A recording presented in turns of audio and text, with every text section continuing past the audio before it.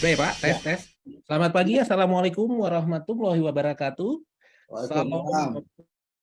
Swastiastu, nama budaya, salam sehat selalu, salam kebajikan untuk teman-teman semua. Pertama-tama atas nama NQA saya mengucapkan selamat pagi. Izin saya memulai acara hari ini. Teman-teman yang ingin menggunakan background seperti saya, monggo silakan, karena nanti akan ada foto bersama. Dan teman-teman nanti akan di-mute saat ada diskusi dari Pak Min. Tapi jika ada pertanyaan, teman-teman bisa langsung chat ya. Nanti saya akan bantu untuk membacakan chatnya. Namun kalau kita ada waktu cukup panjang, ada kesempatan untuk langsung unmute dan bertanya langsung ke pakar kita, pembicara yang luar biasa, guru saya juga Pak Min di pagi hari ini. Teman-teman tinggal unmute saja ya, jadi bisa langsung bertanya ke Pak Min. Nah, sedikit bicara mengenai NQA. NQA adalah Badan Sertifikasi ISO. Kalau teman-teman tahu, kerjaan kita adalah melakukan audit dan kalau lulus kita akan menerbitkan sertifikat untuk klien-klien yang kita audit. Klien seperti ISO 9000 itu 9000 dan lain-lain banyak sekali. Emang yang lagi rame sekarang adalah ISO 27000 mengenai IT security karena banyak perusahaan yang kena hack, kemudian datanya nggak aman dan lain-lain. Jadi cukup banyak standarisasi yang bisa kita audit saat ini. Namun kami juga punya divisi training, ya salah satu produk divisi training kita adalah yang event pagi hari ini yaitu webinar. Namun kita juga punya produk-produk lain dan yang lagi happening juga adalah modul-modul yang related ke cyber security modul. Kami juga punya divisi assessment. Divisi assessment ini adalah outputnya bukan sertifikat tapi laporan. Biasanya kami akan memberikan laporan ke pemberi tugas kepada kami. Sekali lagi yang lagi happening seperti IT security, pen testing dan lain-lain ya, itu yang lagi ramai saat ini. Kemudian kami ada divisi software, kami jualan software yang related to improvement software. Jadi untuk productivity software, dalam rangka untuk bisa improve dari waktu ke waktu, kami ada jualan beberapa software. Ini singkat padat mengenai NQA, kemudian sedikit data, NQA udah 34 tahun di bisnis ini, kita ada 55.000 klien lebih yang kita sudah audit. Kita beroperasi di 90 negara termasuk Indonesia, hasil survei kepuasan pelanggan, mereka cukup happy dengan layanan kita, dan total karyawan di seluruh dunia kita ada 1000, kurang lebih ada 1000 orang ya. Oke, event kita pagi ini gratis alias tidak berbayar ya. Jadi tidak ada pungutan sama sekali untuk teman-teman bisa ikutan di event hari ini pagi ini. Namun kalau teman-teman ingin nambah-nambah log sertifikatnya, teman-teman bisa dapatkan sertifikat seperti yang ada di kanan. Kemudian kalau mau mendapatkan materinya isinya daging. Tadi saya intip-intip materinya Pak Min, isinya daging semua. Kalau ingin mendapatkan materi yang daging tadi plus sertifikatnya, ada sedikit investasi yang teman-teman harus berikan, yaitu Rp150.000 saja. Caranya mudah, tinggal scan barcode yang ada, nanti teman-teman akan kehubung ke Mbak Siva. Nah, pembicaranya luar biasa ya. Saya cek CV-nya panjang banget Pak Min, kayaknya nanti Pak Min bacain sendiri deh. Ini guru saya soalnya, jadi luar biasa. Beliau ini udah paling top lah ya di Indonesia, siapa nggak kenal Pak Min gitu ya. Tapi aku jujur, aku nggak, kalau kadang-kadang kalau baca Pak Min secara panjang tuh salah-salah nih Pak Min. Jadi makanya aku panggil selalu Pak Min gitu ya. Oke, oke. Jadi nama lengkapnya adalah Mindiarto Jugo Raharjo. Oke, dan pembahasan kita hari ini akan membahas mengenai transformatif dan partisipatif sales leadership skill. Apa itu kira-kira? Teman-teman siapkan kopi, teh, dan lain-lain ya, supaya tidak kemana-mana. Jangan ngedip ya, karena sayang ya melewatkan waktu yang luar biasa dengan Pak Min. Sekali lagi Pak Min, nanti tolong perkenalkan diri ulang biar lebih afdol. Silakan Pak Min, waktu dan tempat saya berikan ke Pak Min. Selamat pagi. Assalamualaikum warahmatullahi wabarakatuh buat Waalaikumsalam. semua yang Waalaikumsalam. hadir di acara ini tentunya. Kemudian pasti teramat sangat terima kasih kepada Pak Putra yang sudah memberikan ruangan bagi saya untuk berbagi lah pada pagi ini. Nah, kemudian tadi Pak Putra mengatakan sedikit profil saya, sebetulnya ya salesman lah ya, bukan apa-apa, yang sudah terlahir dari tahun 59, jadi usia saya sekarang sudah 64 tahun. Kemudian karir saya mulai dari salesman sampai sekarang pun masih salesman ya, 22 tahun berkarir sebagai profesional, mulai dari salesman, supervisor, area manager, training manager, sales development manager, national sales manager, division manager, sampai sales director dan operational director. Itu adalah karir saya selama 22 tahun. Dari judul saja sebetulnya kita sudah bisa memahami kemana arah diskusi kita.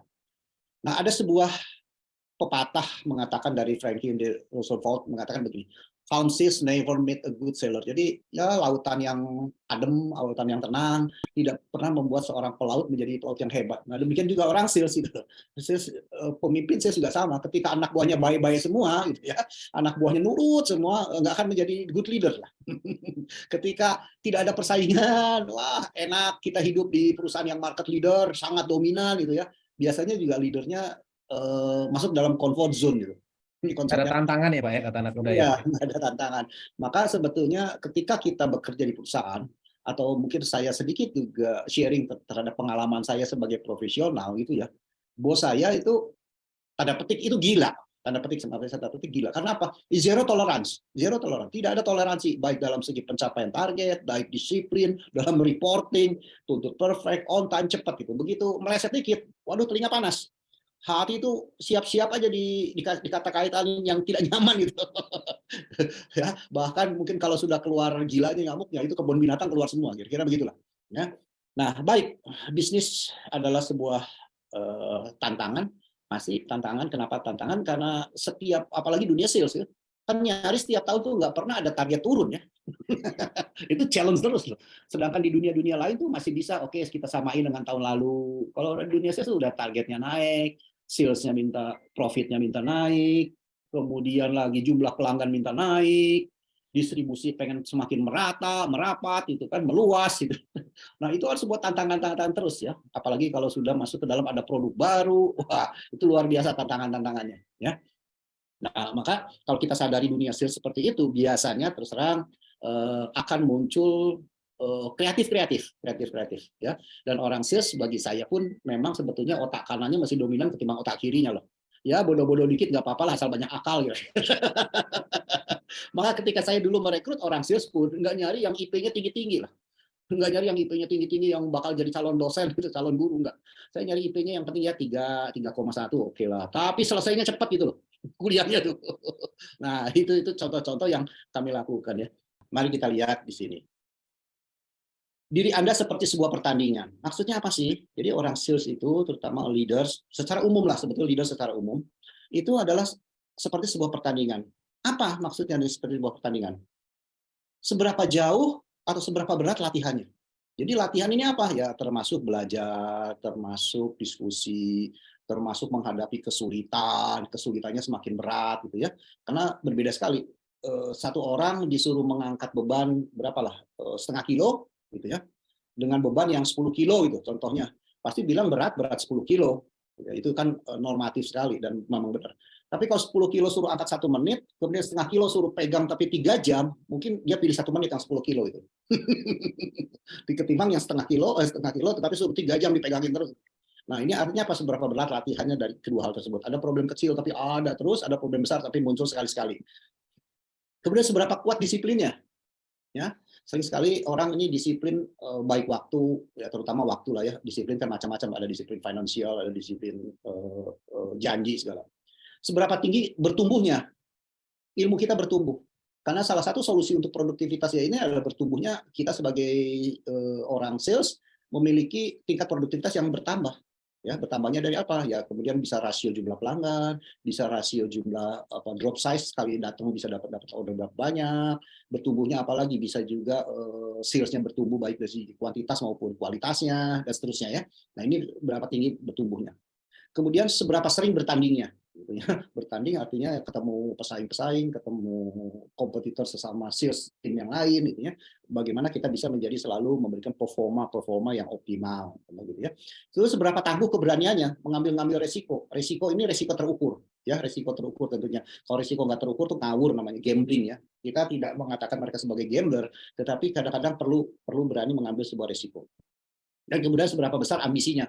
Nah, banyak sekali kadang-kadang faktor ini, ambisi ini menjadi sebuah hambatan. Enggak, pusing jadi pimpinan, pusing jadi bos, pusing jadi manajer, mending jadi orang lapangan aja deh. Nah, artinya apa? Dia sudah puas dengan jabatan di bawah tersebut. Nah, ini bahaya sekali. Bahaya apa? Kaderisasi bisa hilang. Bahaya lagi apa? Bahaya juga dalam artian ini tidak terjadi sebuah career path yang baik. Ya, padahal kita di dalam dunia penjualan selalu dibutuhkan hal-hal yang memiliki sebuah perbaikan-perbaikan di dalam hal berbagai aspek.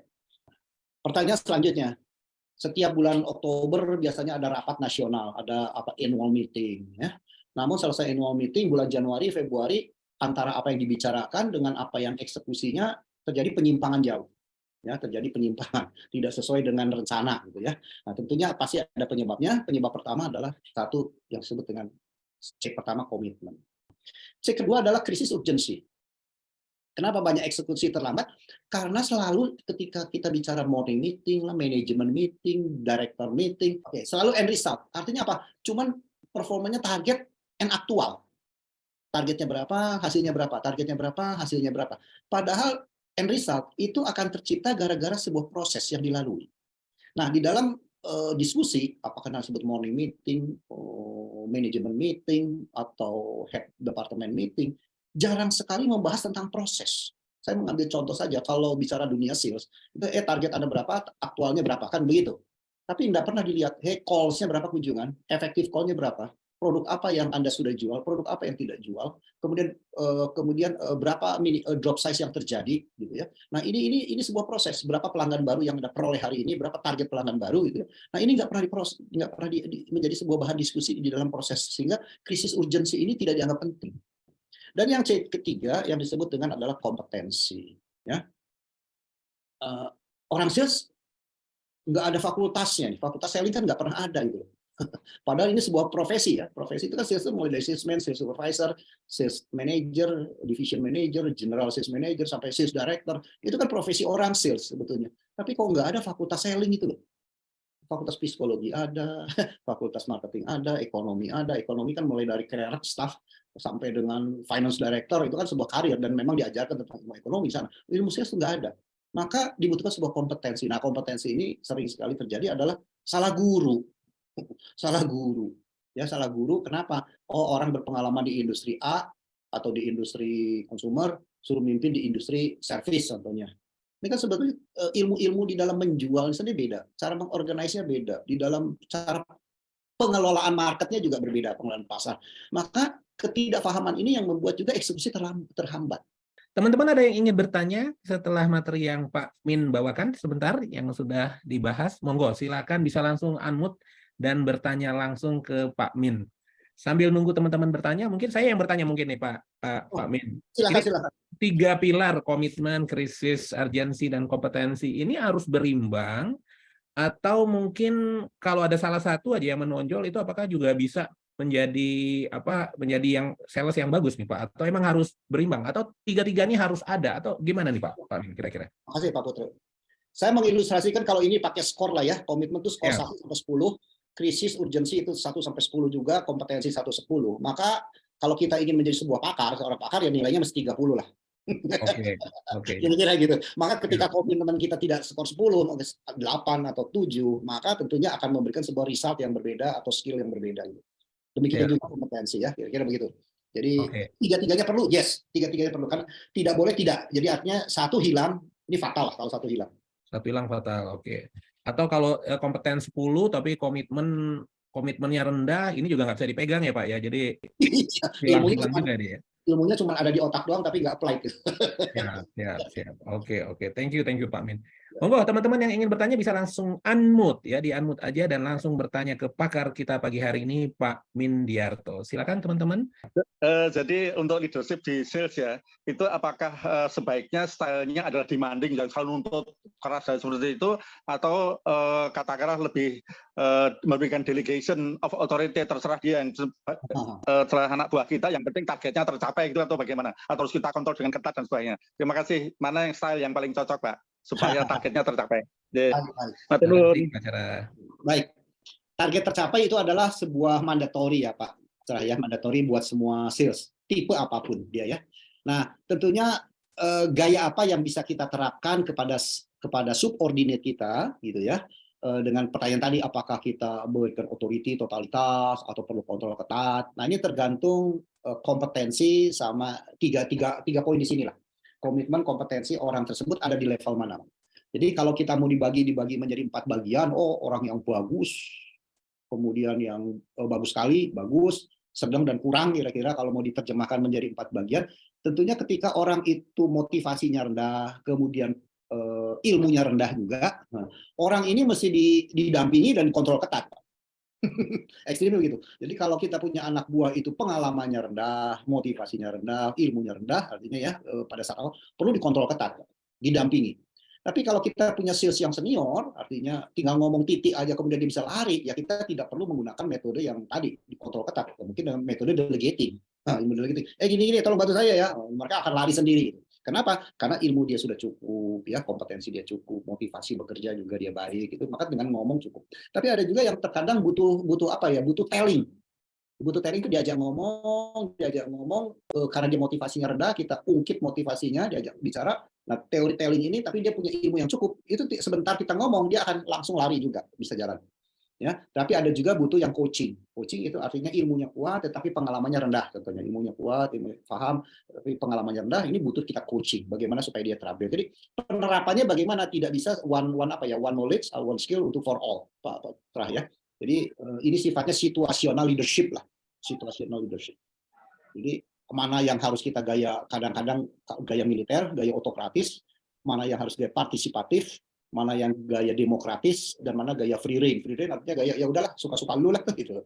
Nah, hal-hal tertentu ini diperlukan. Tetapi akan sangat bahaya kalau gaya demokratis itu putusan itu diberikan ke mereka, kemudian kompetensi mereka belum memadai. Bisa mereka berlari tujuannya benar tapi di jalan yang salah gitu loh.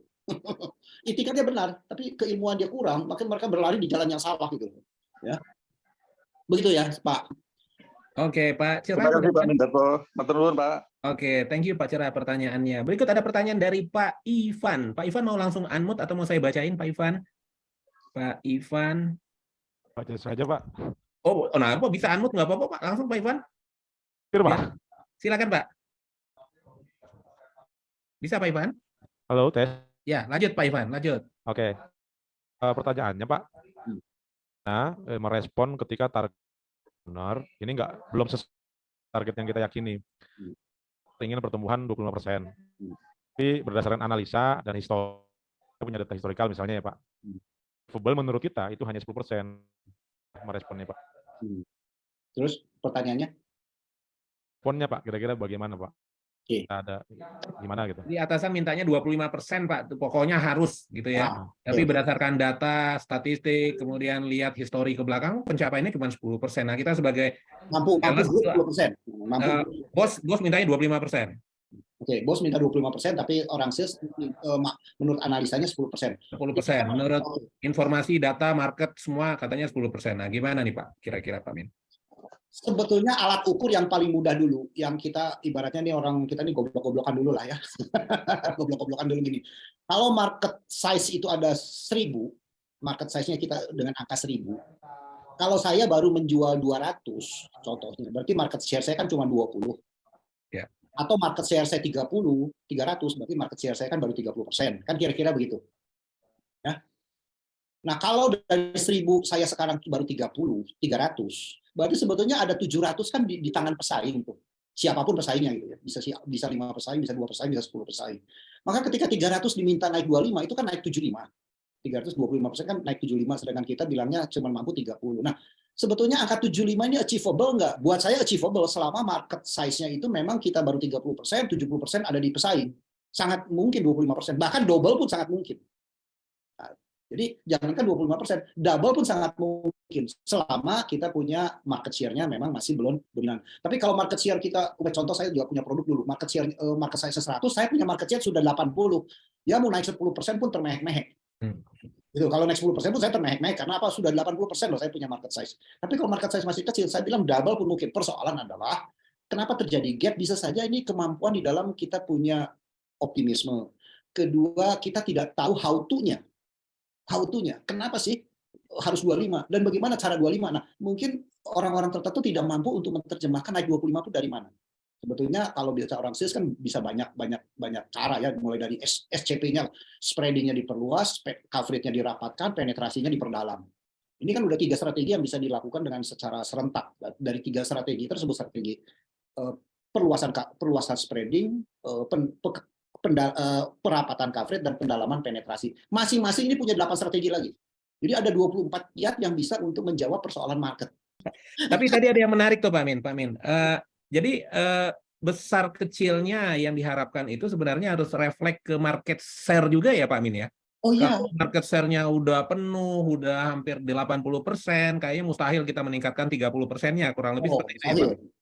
Oke, oke. Kecuali kalau energi kita punya bisa inside out, maksudnya gini, ketika kita punya energy campaign bisa menciptakan pengguna-pengguna baru yang tadinya tidak pernah menggunakan menjadi menggunakan, sehingga yang tadinya pakai 1000 menjadi 1300 itu kan. Nah, kalau kita punya kemampuan ke sana ya sangat mungkin. Oke.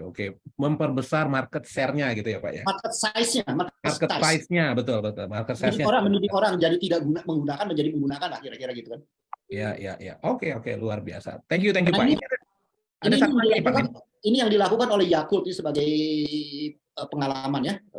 Yakult Pak. Yakult minuman itu. Ya. Itu kan disebut dulu orang minum Yakult ya cukup sehari sekali kan. Minum, kemudian marketnya besar, terus habis nih market besar. Kemudian dia apa? Dia campaign dengan cara promosi baru. Saya minum Yakult hari ini 2. Yang biasanya cuma 1, sekarang saya minum Yakult hari ini 2. Orang kan otomatis untuk yang tidak punya hambatan di dalam spending akan beli double kan Yakultnya tuh. Kalau belum 2 kan belum selesai itu minum tuh, belum tuntas itu. Oke, 1 sehat, 2 lebih sehat gitu ya Pak ya? Ya, dulu kan gitu campaign-nya. Saya minum Yakult 2 hari ini. Ini contoh ya. Itu sebuah kreativitas kan mengedukasi masyarakat yang biasa minum 1 sekarang jadi minum 2. Oke. Ini dengan kata lain kan double your sales itu loh. Dan memperbesar market size-nya ya Pak ya. Oke. Luar biasa. Thank you Pak Min. Ini ada lanjut pertanyaan Pak dari Pak Sukasno. Pak Sukasno mau langsung di unmute, monggo silakan Pak Sukasno. Atau mau saya baca? Monggo. Silakan Pak Sukasno. Selamat semangat Pak Min dan Bapak-bapak sekalian. Sangat menarik sekali, banyak sekali. Suara saya bisa diterima? Kedengaran Pak Kasno, kedengaran. Sorry. Terima kasih sekali nih. Satu kesempatan yang banyak ilmu yang bisa saya dengarkan, saya akan aplikasikan di company kami ya. Terima kasih Pak Min. Ada hal yang yang kadang kita dihadapkan satu kondisi di mana kita sebenarnya sudah mencoba memaksimalkan dengan bagaimana proses pembinaan terhadap teman-teman sales ya, baik dari salesman, dari kelompok kerja. Di mana sebelumnya pun pada saat kita rekrutmen kita mencoba membuat satu pola yang menurut kita adalah yang terbaik gitu. Namun demikian pada saat kita mencoba proses pekerjaan ini khususnya di sales baik dia super salesman sampai kepada national sales manager, di sana kadang kita terbentur oleh satu kondisi yang akhirnya dia harus saya akhiri.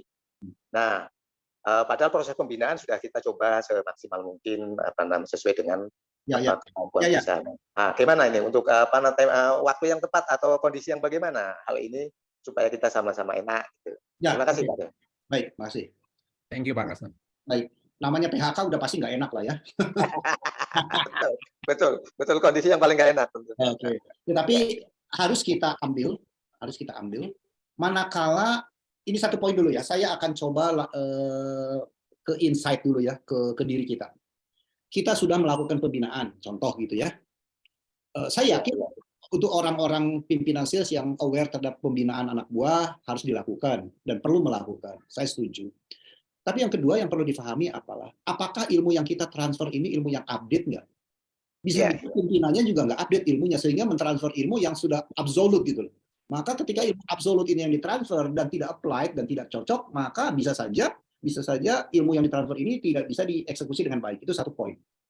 Poin yang kedua kedua juga how to-nya. Karena untuk mentransfer knowledge itu, mentransfer skill itu kan dibutuhkan sebuah skill tersendiri. How to transfer knowledge itu butuh. Nah, apakah kita sudah belajar nggak ilmu-ilmu tentang bagaimana proses pembelajaran, bagaimana coaching, bagaimana training, bagaimana counseling, itu kan di dalam proses interaksi pimpinan dengan bawahan kan ada coaching, ada mentoring, kemudian ada tadi training gitu. Nah, tentunya tiga hal ini yang paling mudah saja. Ini kan sangat situasional. Orang ini lemah di ilmu, kita kasih ilmu training. Tapi orang ini ilmunya cukup tapi lemah di skill, maka kita perlu coaching. Orang ini ilmunya cukup, bisa, mau, tetapi terhambat, mungkin kita butuh counseling gitu loh. Counseling ini yang diubah hatinya, bukan otaknya gitu. Training otaknya yang kita goyang, coaching fisikal yang kita goyang, counseling hatinya yang kita goyang. Nah, persoalan adalah terkadang kita memberikan training padahal dia nggak butuh training. Dia butuh coaching atau dia butuh counseling. Nah ini yang perlu diamati oleh pimpinan. Dia tuh sebetulnya butuhnya coaching, tapi bahasa kan saya sudah training. Gue tahu training.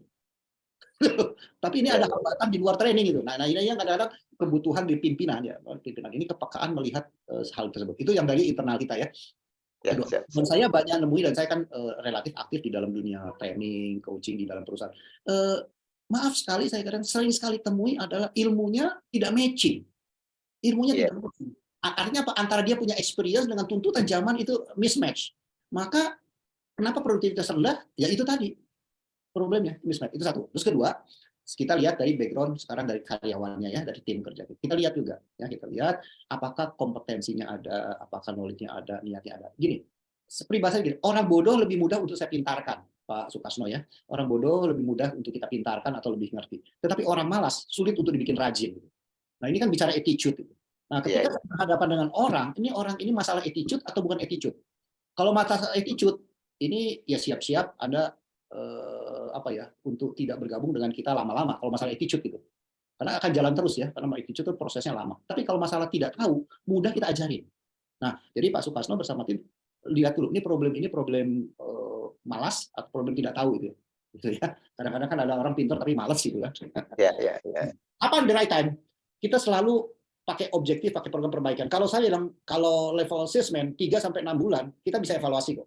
Ini deadwood, gitu, artinya kartu mati, hopeless, atau memang punya potensi. Kalau punya potensi, kita coaching, kita training. Kalau nggak punya potensi, segeralah kita replace. Karena kalau kita ngomelin setiap hari pun, kos loh buat kita. Bertambah uban tuh biaya loh. Bertambah uban tuh biaya. Maka kita harus berani yang disebut dengan artinya firing and hiring. Tetapi tentu dengan kaidah-kaidah yang objektif ya. Bukan tidak suka karena orangnya, tetapi tidak suka karena performance-nya gitu. Semoga menjawabnya Pak Sukasno ya. Terima kasih. Luar biasa. Nah ini pembelajaran lagi nih, diskusi Pak Kasno, Pak Min. Saya dapat ilmu baru. Jadi kalau ada dua pilihan, ini cuma hanya dua di dunia ini, Pak. Ada orang bodoh dan orang malas. Saya lebih prefer pilih orang bodoh ya, Pak ya, karena bisa diajar dan dia akan bisa maju ke depannya. Oke, thank you Pak Min. Ya. Cuma ada satu protes saya sama Pak. Saya protes itu Pak Min. Pak Min, di tahun-tahun 90-an itu nyari IP3 itu sampai gundul, saya nggak bisa itu Pak Min. Kalau tadi Pak Amin bilang kan kalau bisa itu ya IP nggak usah tinggi-tinggi tapi 3,1, 3,2 gitu kan. Nah, kalau tahun-tahun kayak saya yang tahun-tahun 90-an, 80-an itu nyari IP 2,5, 2,4 itu juga sudah nggak karuan itu Pak Amin. Nah, jadi sudah nggak bisa direkrut sama Pak Amin itu. Ya pasti lah. Iya. Nggak, karena gini, kadang-kadang terus terang ya, di dalam proses interview, saya masih percaya juga 50% hasil psikotes itu saya perlu percayalah, karena itu keilmuan yang sudah dedicated lama. Tetapi juga jam terbang kita sebagai pimpinan, intuisi kita sebagai pimpinan bisa menangkap ketika proses interview itu berjalan. Dan itu bisa dibagi sebagai sebuah referensi juga sebetulnya. Dengan apa? Dengan memberikan pertanyaan-pertanyaan yang kritis, dengan memberikan pertanyaan-pertanyaan yang pelik itu sedikit, dia mampu jawab atau tidak sebetulnya. Itu ya. Siap. Oke. Pak Kasno, thank you Pak Kasno. Pak Amin. Terima kasih sama-sama. Lanjut Pak Amin. Baik, sekarang kita lanjut ya. Oke, maka ini produktivitas pengambilan keputusan sebetulnya menjawab pertanyaan tadi ya. Ada orang knowledge-nya rendah, kemudian ada rendah dan tinggi, ada median, kemudian ada skill-nya rendah dan tinggi juga. Maka ketika orang itu punya ilmunya rendah, kemudian keahliannya rendah juga, skill-nya rendah, itu disebut dengan donkey. Yang kayak begini udah nggak usah dipiara deh. Nggak usah dipiara, capek. Kenapa capek? Ya nanti saya akan sedikit jelaskan. Kemudian ada juga orang ilmunya tinggi, tetapi skill-nya rendah. Ini kecoa gila ini. Bahasa crazy cockroach ya. Ini kayak supir baja gitu, kayak supir baja ditanya ke jalan mana dia tahu, jalan ini tahu, jalan itu tahu. Tapi ketika kita deal dengan harga itu ngendarain baja itu kan ngawurnya nggak kira-kira gitu, ngaconya gitu. Mau belok kiri, belok kanan hanya dia dan Tuhan yang tahu kira-kira gitu. Kemudian kalau yang knowledge-nya rendah tapi skill-nya tinggi, ini bed buffalo, bisa kerja, mencapai target, dia bilang rame, nggak mencapai target sepi alasannya, cuma itu doang. Dikasih teman baru magang, disuruh ngajarin, nggak bisa ngajarin. Lu liatin aja gue cara kerja nawarin kayak begini. Jadi dia tidak bisa transfer knowledge karena nggak punya pengalaman untuk mentransfer. Tapi dia suruh kerja bisa. Nah, ini yang disebut dengan assessment abadi adanya di bed buffalo. Ya, nah kita perlu menjadi tim baik sebagai leader maupun orang sales itu menjadi ambasador A, gitu ya. Ambasador artinya apa? Punya ilmu yang memadai lah ya, kemudian punya keterampilan yang memadai. Nah di dalam pengambilan keputusan pun sama seperti ini. Jadi kadang-kadang anak buah dikasih problem seminggu uluk utak gitu ya, seminggu mikir nggak ketemu-temu solusinya. Bosnya datang lagi mikir apa loh? Ada problem ini Pak, ini problem ini saya nggak kepikir. Terus bosnya ngomong, ya kalau gini kan Anda lakukan ini aja kan selesai. Oh iya ya, gua nggak kepikir. Jadi hitungan detik bos itu selesai. Karena apa? Dia punya knowledge dan punya skill yang kuat. Itu problem. Nah, mungkin dengan kasus yang tadi 25% butuh naik dan 10% butuh apa menurut kita 10, bisa saja ada gap di sini gitu. Ada gap di dalam knowledge dan skill, how to-nya. Ya, sehingga beradanya tentunya akan menjadi sebuah ujung-ujungnya ya kan apa yang harus kita improve, disitulah kita perlu belajar. Nah, kaitan dengan leadership. Ini ada sebuah leadership yang disebut dengan leadership in-out yang transformatif. Ya, in-out itu apa? Kekuatan mengandalkan di dalam. Watak dan kemampuan atau karakter dan ability ini menjadi sebuah hukumnya wajib ya, wajib. Watak yang tadi saya bilang watak itu termasuk jujur, mau belajar, rajin, itu masuk ke watak. Kemampuan ya oke lah, edukasi nggak ngerti kita belajar, nggak ngerti kita ajarin. Nah, kemudian dari kedua kekuatan ini kita sebagai leader, bagaimana karakter kita jadi panutan, bagaimana kemampuan kita di dalam industri atau jabatan yang kita pegang, kita paham di sini, ngerti ilmu ini. Maka ujung-ujungnya ini akan tercipta anak buah kita, tim kita akan menjadi trustworthy. Jadi apa yang kita ucap juga apa yang kita lakukan. Dan ini menjadi sebuah kelanjutan terus-menerus, maka anak buah kita, tim kita akan menjadi trust. Ya, percaya. Ya, percaya. Dan akibat kepercayaan itu terjadilah hubungan baik, understanding. Jadi bisa saja karena sudah tahunya, sudah trust dan percaya tentang pimpinan kita, maka terjadi hubungan baik, understanding. Terkadang pimpinan tuh ngomong kasar pun nggak masuk hati gitu loh. Atau ngomong pedes pun ya dimaklumi, kira-kira begitulah ya. Kenapa? Karena understanding. Bos saya ini kalau lagi ngamuk ya kayak begitu, tapi kalau lagi nggak ngamuk, wah dia tuh nggak seperti itu. Contohnya kayak gitu. Itu kan understanding. Dan bagaimana ini bisa terjadi? Ya karena ada trust. Bagaimana trust ini bisa terjadi? Karena apa yang dia lakukan memang sesuai dengan apa yang dia ucap gitu ya. Begitu ya. Setelah ada hubungan baik, maka akan terjadi sebuah dialog dan komunikasi yang baik. Ya, sebuah dialog, komunikasi yang baik. Maka ketika komunikasi yang baik, maka leadership itu akan menjadi sebuah kekuatan. Leadership ya, menjadi sebuah kekuatan. Kenapa? Karena dengan komunikasi itulah akan terjadi sebuah leadership yang kuat. Ya, oke. Nah ini kuncinya the harmony of leadership itu ada 8. Yang pertama kita lihat di sini apa sih yang pertama the harmony itu? Yang pertama adalah kita lihat di sini leadership ya, passion for my job. Ya, kalau mau dilihat sini passion for my job. Jadi definisi passion tertera beda generasi, rasanya ini sudah beda apa ya? Beda definisi. Ketika kita bicara generasi X, generasi baby boomer yang disebut passion apa sih? Anda ditugaskan dimanapun, Anda bekerja totalitas. Pindah kota ya totalitas, pindah divisi, departemen ya Anda totalitas. Itu adalah orang yang punya passion. Tapi generasi sekarang, passion itu bekerja atas dasar sesuai dengan dia punya keinginan. Oh, passion saya di sini, maka kerja saya mencari di sini. Ya kalau nemu, kalau nggak nemu, akibatnya tidak passion gitu. Nggak nemu, akibatnya tidak totalitas. Nah ini yang menghambat definisi passion itu bergeser, maka kecenderungan, maka totalitasnya akan bergeser. Ya, pertanyaan adalah, nah kalau kerja nggak sesuai dengan passion gimana? Betul, kerja sesuai passion. Tetapi kalau passion itu kita nggak nemu, apa menjadi jobless? Apakah kita tidak bertanggung jawab atas tugas dan tanggung jawab yang sudah diberikan itu? Kemudian R, responsibility to achieve more. Jadi selalu berorientasi tidak hanya mencapai target atau objektif, tetapi bisa lebih. Maka di dalam training sering saya mengatakan, orang-orang impoten itu banyak, saya bilang. Nggak laki, nggak perempuan. Ya, mereka pada bingung, wah, karena apa? Orientasi impoten itu selalu orientasinya dengan urusan seks. Wah, gitu ya, gitu. Padahal enggak. Anda bisa performan bagus, tetapi tidak Anda lakukan dengan bagus, Anda sudah impoten. Anda bisa disiplin, tidak disiplin, sudah impoten.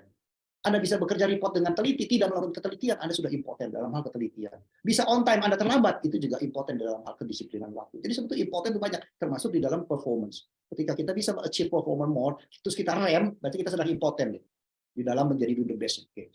O-nya adalah out of the box. Kita perlu out of the box. Ya. Sebetulnya ada ilmu lain dari out of the box adalah no box. Ya. Tapi saya tidak menggunakan istilah no box karena no box kesannya liar gitu ya, yang irasional gitu ya. Jadi perlu out of the box, jangan menggunakan norma-norma yang umumnya kalau sudah tidak valid, kalau sudah tidak cocok. Kemudian do the best, unforgettable. Jadi bagaimana kita punya sebuah karya, itu karya yang tidak terlupakan. Sehingga kita akan terkenang, oh gara-gara Pak Putra, oh ini Pak Putra begini ya, oh Pak A begini, oh Pak B begini gitu ya. Kemudian ada core knowledge, kita perlu memiliki sebuah ilmu core knowledge. Maka ketika saya dunia profesi ada sales, saya malah melintang dalam sampai liku-liku dunia sales harusnya paham. Kalau itu profesi kita sebagai sales. Ketika profesi kita bergeser ke dunia service, maka kedalaman ilmu service perlu kita ketahui. Nah, seperti Pak Putra, beliau adalah expert di bidang ISO gitu ya. Maka liku-liku dunia ISO di dalamnya habis, itu yang disebut dengan core knowledge. Kenapa? Karena core knowledge ini akan menjadikan sebuah menjadi the great leader nanti. Kemudian think, initiative, values, and empowerment. Jadi kalau kita singkat adalah ini produktif, PRODUCTIVE, jadi produktif ya. Itu 8 harmoni leadership itu adalah produktif. Nah, Bapak Ibu semua, teman-teman semua, maka berkaitan dengan hal tersebut kita perlu bekerja menjadi ambasador tadi. Yang pintar adalah bagaimana ada sebuah perusahaan pendekatan kan ada human behavior dan ada task behavior. Ini managerial grade kalau nggak salah. Kemudian ada low dan high, masing-masing ada low. Maka ketika kita bekerja di perusahaan, pendekatan kemanusiaannya rendah, kemudian orientasi terhadap tugas juga rendah, ya. Pendekatan kemanusiaan itu apa? Contohnya sistem penggajian, sistem keselamatan kerja, sistem tunjangan macam-macam ya, kemudian tidak manusiawi dan seterusnya itu adalah rendah. Kemudian juga perusahaan tersebut juga suka-suka nyampe target, nggak nyampe target, masa bodoh gitu ya. Maka ini dua rendah yang disebutkan BP10. Berangkat pagi-pagi, pulang petang-petang, pendapatan pas-pasan, potong pajak pulang. Nah, kalau kita berada dalam perusahaan seperti ini, cepat-cepat berhentilah. Cepat-cepat berhenti. Karena itu tidak akan mengedukasi kita, tidak akan membuat kita menjadi lebih hebat. Bisa saja perusahaan kita berada di kolom yang kanan, yayasan sosial. Fasilitas semua dikasih. Asuransi, pensiun, kenikmatan, semua dikasih. Tetapi perusahaan ini tidak berorientasi terhadap task behavior, terhadap tuntutan tugas. Ini yayasan sosial. Cepat atau lambat, ini akan bangkrut. Cepat atau lambat, perusahaan ini akan kolek. Ya, dan kita berada di sini adalah jangan gampang. Kenapa? Kalau masuk yayasan sosial kan itu loh, bos baik, kerjaan ringan, gaji gede gitu. Ini nggak ada. Dalam dunia itu nggak ada. Andai kata ada pun, kita nggak bisa masuk ke sana. Kenapa? Karena orang yang kerja di sana udah betah, nggak berhenti gitu. Nah, kemudian ada yang kuadran ketiga adalah human behavior-nya rendah, task behavior-nya tinggi. Ini kerja rodi, ikut Yahudi. Itu zaman Belanda ikut company, kerja paksa, wah dituntutnya tinggi, tapi manusiawinya kurang. Maka kita perlu menggeser, mencari orang, perusahaan yang betul-betul kita menjadi ambasador, menjadi duta di perusahaan. Kenikmatan kita dapatkan. Fasilitas kita nikmati, keselamatan, memperhatikan keluarga, anak keluarga. Tetapi tuntutan tugas juga dituntut habis-habisan. Inilah sebetulnya perusahaan-perusahaan yang akan survive. Leader-leader yang akan survive adalah berada di zona ambasador. Jadi dia tidak pusing lagi dengan pendapatan karena kenikmatan diberikan, tunjangan diberikan, semua itu diberikan sesuai dengan jabatan tentunya level. Kemudian juga terhadap orientasi pencapaian tugas dan tanggung jawab, juga menjadi sebuah tuntutan. Dan itu perusahaan ini umumnya ini adalah perusahaan-perusahaan yang akan membesar, ya. Nah, Bapak Ibu semua, saya senang dengan menggunakan median-median ini, kuadran ini supaya mudah di dalam pemahaman. Maka ada yang disebut agility, kelincahan, dan juga awareness, ya, kepedulian. Maka ketika kita berada di dalam agility yang rendah, awareness rendah, itu yang disebut performance, orang penampil doang. Ya, kelihatan show off doang, ya sana sini pimpinan-pimpinan yang kelihatan hebat doang. Gitu. Tapi segala sesuatu nggak selesai, dia hanya nampang doang. Ada juga gaya pelayan, ya. Ini performance ini gaya pelayan. Jadi artinya apa? Awareness-nya rendah, tapi senang status quo. Kelincahannya ya udah beginilah begitu ya. Ada lagi juga yang usahawan. Jadi artinya kelincahannya sangat tinggi, awareness sangat tinggi, kelincahannya rendah. Ya risk taker, tipe-tipe orang ini. Ya. Dan yang sebetulnya yang perlu kita lakukan adalah sebagai transformer atau transformasi. Artinya apa? Awareness tinggi, kemudian juga agility tinggi. Ya. Itu yang disebut dengan orang novelty, high quality, high agility, risk taker, high awareness. Ya. Orang-orang inilah yang disebut dengan orang yang mengubah. Nah, tentunya kita sebagai sales leader perlu mengubah. Mengubah siapa? Mengubah tim minimum. Anak buah kita bisa menggantikan kita, dan kita akan menggantikan pimpinan kita. Kira-kira begitu ya. Nah, ini pengubah. Menjadi kita sulit menjadi lebih mudah. Nah, rasanya endingnya ada di sini. Jadi apa yang perlu kita lakukan di dalam kualitas sales leadership? Sebetulnya ada kualitas yang sifat leadership itu yang sifatnya individual. Ini paling bawah. Ini paling bawah artinya leadership yang paling buruk. Artinya apa? Ini bicaranya hanya senioritas. Oh, saya seorang senior, maka dapat jabatan tertinggi. Oh, karena blessing, kedekatan, ya atau macam-macam lah. Kemudian karena jam terbang lama saja, atau title-nya abrek-abrek. Kemudian orangnya ini sifatnya egosentris. Ini adalah kualitas sales leadership yang terendah. Kemudian ada lagi kalau kita ingin naik menjadi hard worker, ya atau smart worker boleh juga. Ya, ini memiliki sebuah passion, totalitas, goal oriented, nice leader, masih nice leader. Ya. Kemudian kalau kita menjadi hard worker, kemudian menjadi terus-terus kebiasaan, kita akan outstanding. naik pangkat, outstanding. Menjadi apa? Menjadi ini adalah gaya saya dan ini menjadi kekuatan saya as a leader. Artinya apa? Tingkat profesionalisme kita sudah diakui, core kompetensi kita jelas ada di mana. Kemudian juga kita bisa mengekspand punya bisnis, kita bisa mengekspand punya division gitu ya. Dan kemudian juga selalu orientasinya bagaimana divisi saya, bisnis saya atau perusahaan di mana saya bekerja memiliki sebuah profitabilitas yang baik. Dan leadership yang tertinggi adalah yang memiliki nilai-nilai atau meaningful buat orang lain. Jadi work for others, ecosystem friendly. Kira-kira begitulah. Begitu Pak Putra, Bapak Ibu semua, semoga ini menjadi sebuah pencerahan pagi ini, kira-kira masih pagi 10.45 udah hampir siang ya, menjadi sebuah bekal buat kita semua bisa menjadi transformatif leadership. Oke, luar biasa Pak Min, banyak sekali yang kita pelajari di pagi hari ini. Saya yakin teman-teman juga mungkin belum puas, banyak yang ingin ditanyakan. Kita masuk ke sesi tanya jawab ya Pak Min ya. Oke, teman-teman kita diskusi aja, jadi bisa langsung di unmute. Siapa yang ingin bertanya, monggo langsung unmute dan langsung sampaikan pertanyaannya langsung ke Pak Min. Silakan teman-teman. Ya, terima kasih Pak Putra atas kesempatannya. Saya mau bertanya Pak sedikit terkait bagaimana caranya kita menghadapi tim yang mungkin lagi ada masalah emosional ya Pak ya. Jadi banyak sekali kendala-kendala pada saat kita mengeksekusi planning kita, tapi mereka kayak kurang bersemangat gitu Pak, bahkan kadang-kadang malah kayak terkesan menentang gitu. Nah ini kira-kira bagaimana Pak dalam mengatasi kondisi seperti itu? Terima kasih. Oke, thank you Pak Fer pertanyaannya. Udah nangkep Pak Min ya pertanyaannya? Ketemu dengan anak buah yang mungkin lagi nggak mood atau mungkin lagi ada masalah dengan rumah dan lain-lain, kira-kira gimana Min?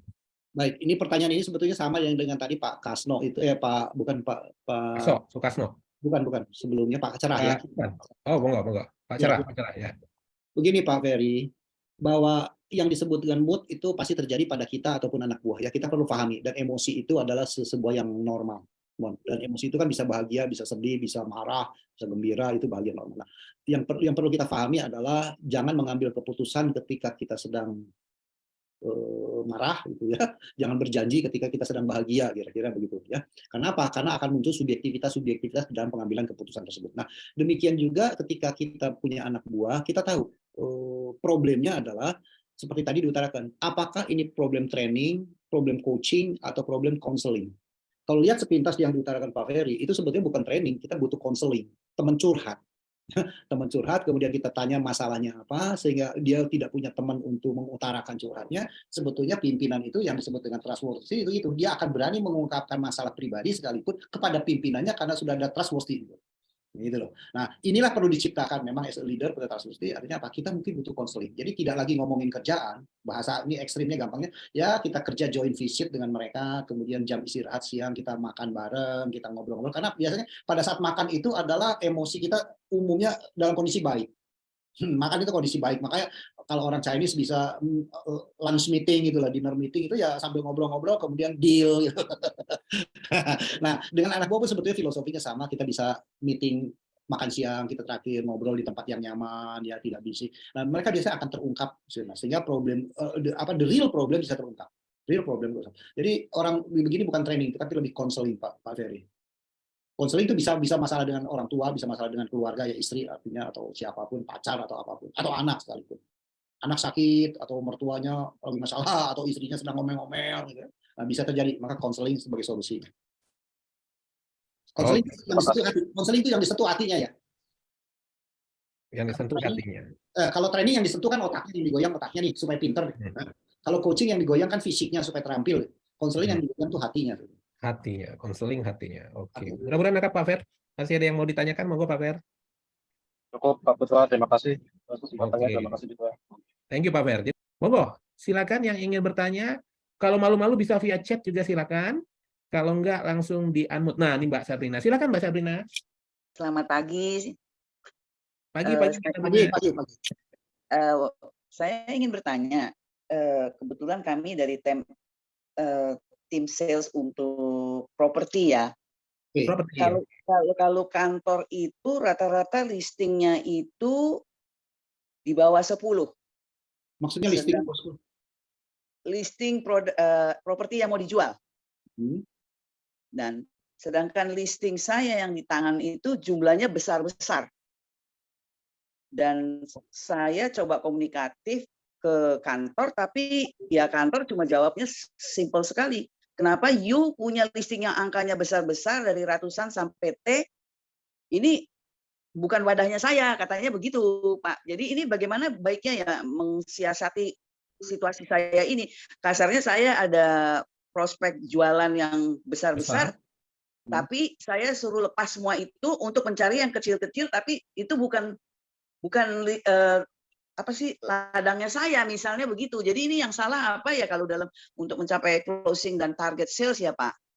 Bukan ladangnya saya, itu bukan ladangnya Ibu Sabrina. Ibu Sabrina jangan jual yang gede-gede gitu kira-kira, jangan jual yang mahal-mahal gitu. Iya, jadi saya bermaksud kepada kantor bahwa ataupun kantor pusatnya saya tanya, Pak ini bisa dibantu misalnya buka link saya misalnya ke Dubai atau kemana yang cash-nya itu easy untuk investment di Indonesia. Dan saya cuma dijawab, ya ini bukan pegangan you, salah tempat. Ya dasarnya, loh saya ketemu uang tabungan 10M sama ketemu yang 100 juta, saya suruh lepas yang 10M tapi keep yang 100 juta, ini bagaimana ya? Oke. Ya. Ini terus terang kalau saya harus jawab secara jujur detail, Iya, saya tidak menguasai masalahnya karena mungkin bisa saja ini sebuah policy ya, sebuah policy di perusahaan itu satu. Iya. Sebuah policy yang mengatakan satu. Terus kedua, di dalam dunia non properti pun biasanya terjadi sebuah divisionalisasi. Divisionalisasi itu setiap orang ini, setiap orang tuh punya sebuah batasan-batasan atau setiap sales tuh punya batasan. Kalau dunia konsumen, Anda tuh jual hanya di modern market, Anda jual hanya di grosir, Anda jual hanya retail, Anda jual hanya dalam kota. Itu kan artinya sudah terkapling-kapling, responsibility kita ada di sana. Jadi ketika saya pegang grosir, maka saya walaupun ada supermarket di sebelah rumah saya, ya tetap saya nggak boleh garap. Karena apa? Memang porsi saya atau saya didedicate untuk hal tersebut. Itu satu hal. Kedua, bicara properti juga sebetulnya kan ada klasifikasinya ya. Klasifikasi harga rumah di bawah 500 juta, nanti sampai 2M, nanti di atas berapa, ini klasifikasinya.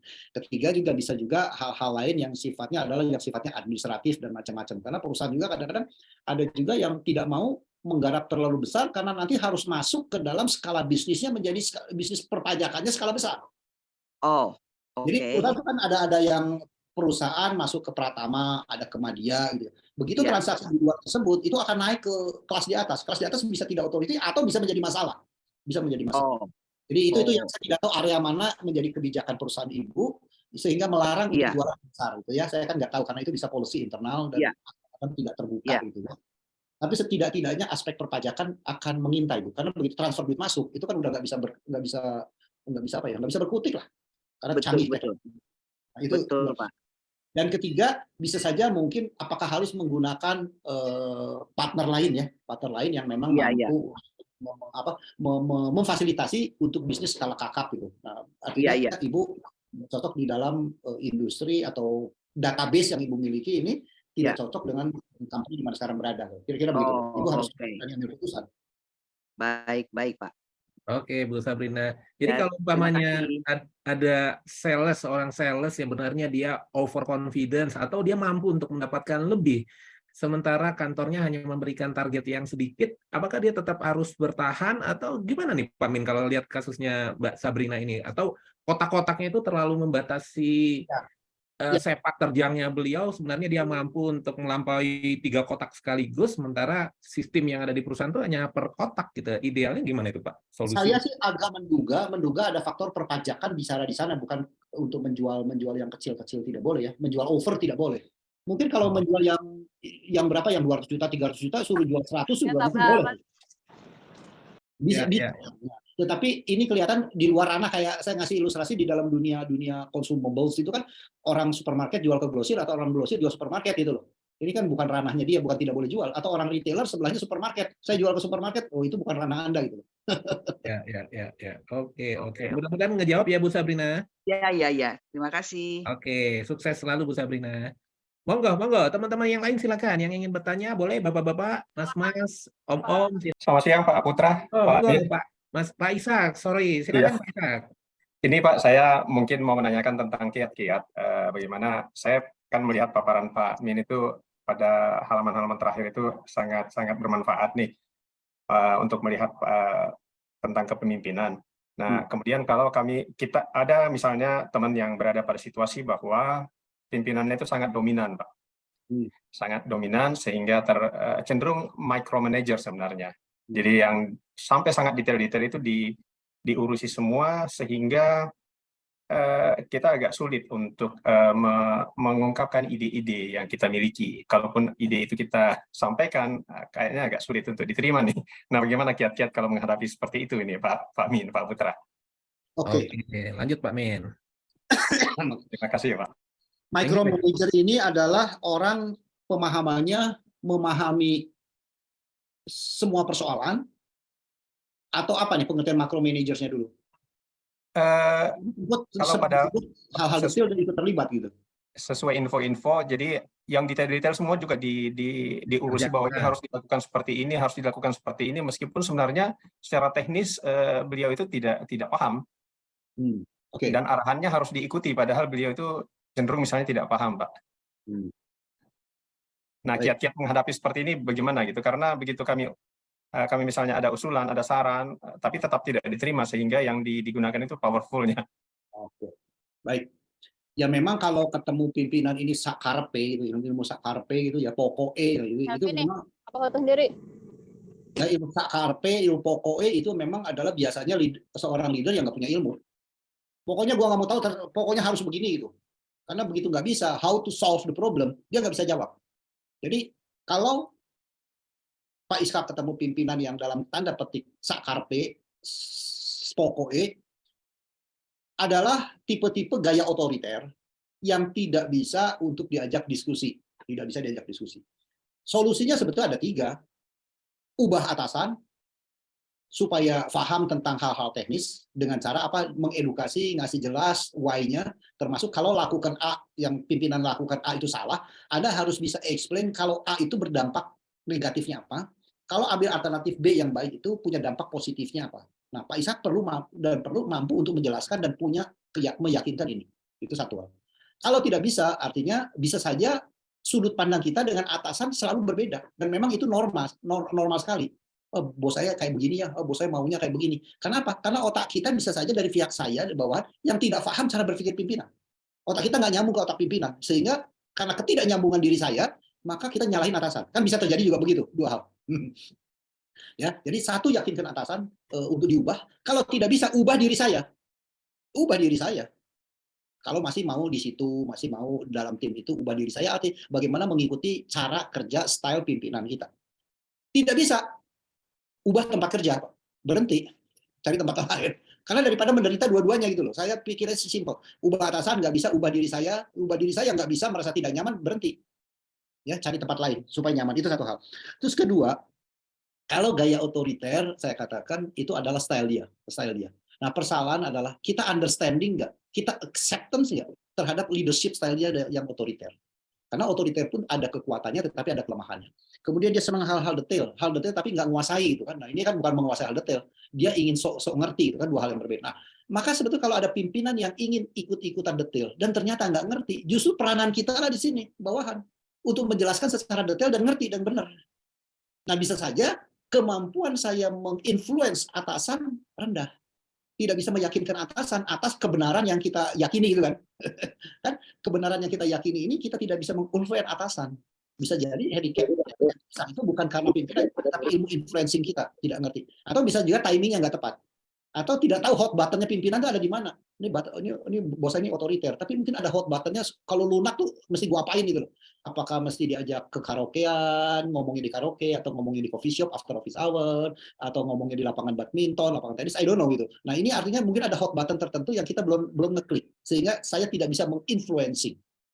Nah, tipe-tipe leader model begini otoriter itu adalah ketika kita bisa connecting, tahu hot buttonnya di mana, ketika kena, ini totalitas kita akan dipercaya total.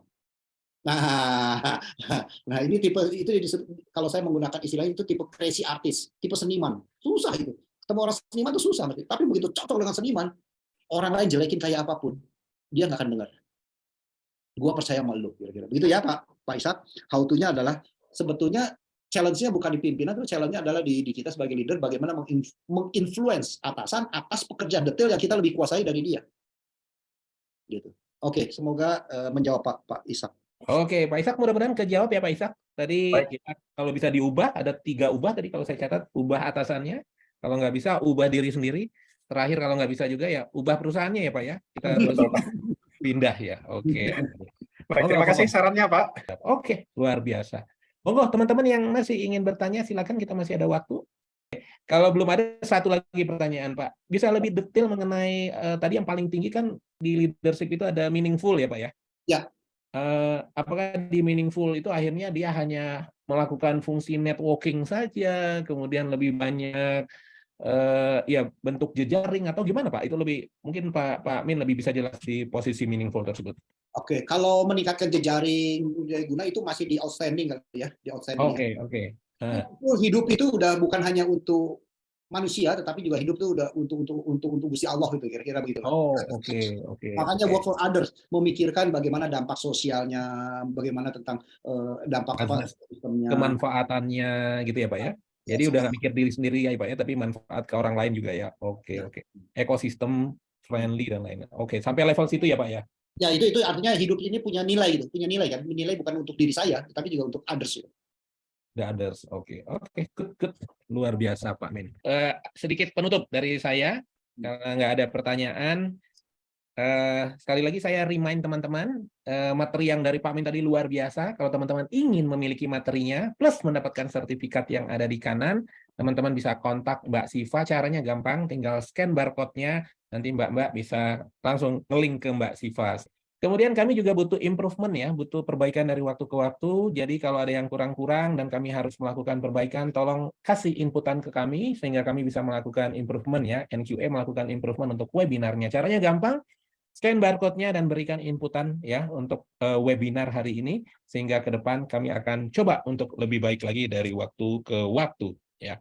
Mungkin ada penutup dari Pak Min, ada sepatah dua patah kata merangkum dari semua yang Pak Min sebutkan tadi. Silakan Pak Min, sebelum kita acara puncak yaitu foto bersama. Monggo Pak Min. Ya, terima kasih ya atas partisipasinya, pertanyaan-pertanyaan yang menggelitik juga tentunya. Kuncinya adalah bahwa untuk bisa menjadi in-out leadership, kepemimpinan yang mengandalkan kekuatan dari dalam keluar, not the magic. Itu semua adalah sebuah proses, ya, sebuah proses. Maka ketika kita ingin menjadi leader yang baik, tentunya proses tidak pernah akan mengkhianati hasil. Begitu kira-kira, Pak Novian. Oke, luar biasa. Proses tidak pernah mengkhianati hasil. Oke, itu tolong di-highlight, tolong diingat, tolong ditempelkan di kita ya untuk teman-teman semua dan mudah-mudahan bermanfaat buat kita semua dan tentunya menjadi amalan yang luar biasa buat pembicara kita yaitu Pak Min. Oke, sampai kita di session terakhir kita foto bersama ya Mbak Siva. Tolong buka videonya teman-teman yang masih bisa buka video, tolong dibuka ya. Oke, kita foto ya. Kasih jempol ke Pak Min ya. Kasih 2 jempol ke Pak Min dengan pembahasan yang luar biasa ya.